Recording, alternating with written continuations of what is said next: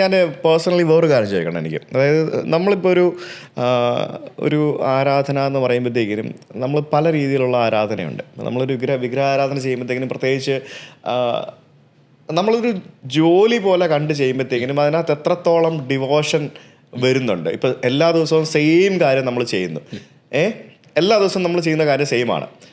അപ്പോൾ അതിനകത്ത് എത്രത്തോളം ആ ഒരു സിൻസിയാരിറ്റി ആൻഡ് ഡിവോഷൻ നമുക്ക് വരും? അതിനകത്ത് എന്തെങ്കിലും ഒരു കുറവ് വരുമോ, അതോ കൂടത്തേ ഉള്ളൂ? എന്താണ് ആ ഒരു കാര്യത്തിൽ പറയാനുള്ളത്? വളരെ നല്ലൊരു ചോദ്യമാണത്.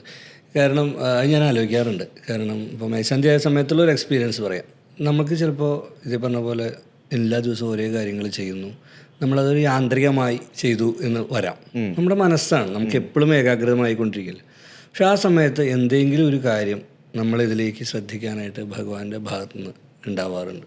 അതായത് ഫോർ എക്സാമ്പിൾ എല്ലാ ദിവസവും ഇങ്ങനെ ഈ എണ്ണയും നെയ്യൊക്കെ തട്ടിയിട്ട് കാലിൻ്റെ അടിയിൽ വളങ്കടി പോലുള്ള കാര്യങ്ങൾ. അപ്പോൾ ചെറിയ വേദനകൾ. അപ്പോൾ ഒരു വേദന ഉണ്ടാകുമ്പോൾ നമുക്ക് ശ്രദ്ധയില്ലാതെ ഒരു കാര്യം ചെയ്യാൻ പറ്റില്ല. വേദന വരുമ്പോൾ നമ്മളതിൽ ശ്രദ്ധാലുവാകും. അപ്പോൾ സ്വാഭാവികമായിട്ട് നമ്മൾ ചെയ്യുന്ന കാര്യങ്ങളിൽ കൂടുതൽ ഒരു സിൻസിയറിറ്റി അല്ലെങ്കിൽ ഇൻവോൾവ്മെൻറ്റ് വരും. ആ രീതിയിൽ എനിക്ക് ഫീൽ ചെയ്തിട്ടുണ്ട് എപ്പോഴും. അപ്പം ഞാൻ അതിന് ശേഷം നമ്മൾ എന്താണോ ചെയ്യണത്, പൂജയാണ് എന്തായാലും അത് യാന്ത്രികമാവരുത്, നമ്മൾ ശ്രദ്ധിച്ച് ചെയ്യണം എന്നുള്ളൊരു ചിന്തിച്ച് ചെയ്യാറുണ്ട്.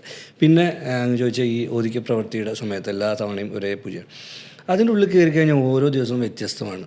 കാരണം ഇപ്പോൾ എന്ത് പൂജ ആയിക്കോട്ടെ, ഇപ്പോൾ തലേ ദിവസം നമ്മൾ ചെയ്യുന്നത് അതേ പൂജനെയായിരിക്കും ഇന്നും ചെയ്യുന്നത്. പക്ഷേ കാര്യങ്ങളെല്ലാം പല പല വ്യത്യാസങ്ങളുണ്ടാവും. ആ വ്യത്യാസം എന്ന് പറഞ്ഞാൽ പ്രകടമായ വ്യത്യാസം എന്നുള്ളതല്ല, കുറേ കാര്യങ്ങൾ.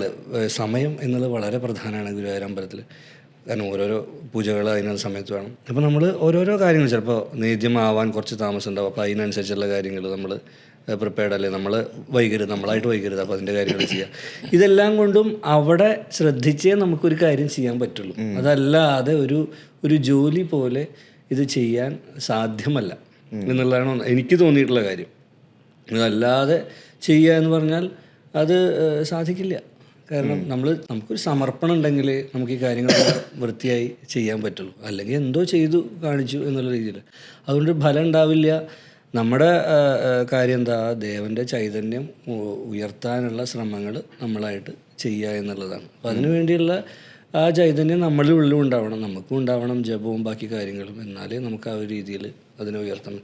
അതിൽ പറയേണ്ട ഒരു കാര്യം എന്താ വെച്ചാൽ, പലരും അതിനെ തെറ്റായി വ്യാഖ്യാനിക്കാം. ഇപ്പം അമ്പലത്തിലേക്ക് കയറുമ്പോൾ തൊടാതെ പോകുന്നു. അപ്പോൾ ഇതെന്താണ്, എല്ലാവരും കുളിച്ചിട്ട് തന്നെയല്ലേ വരുന്നത്, എന്നിട്ട് എന്തിനാണ് നമ്മൾ മാത്രം ഇങ്ങനെ തൊടാതെ അകത്തേക്ക് പോകുന്നത് എന്നുള്ള ഒരു ചോദ്യമുണ്ട്. അപ്പോൾ ഇതെന്താ വെച്ചാൽ, നമ്മൾ കുളിച്ചിട്ട് കയറുന്നു, ഇത് അവിടെ അകത്ത് ചെന്നിട്ട് പൂജയ്ക്ക് മുമ്പായിട്ട് നമ്മൾ ദേഹശുദ്ധി എന്നുള്ള ഒരു ക്രിയ ചെയ്യുന്നുണ്ട്.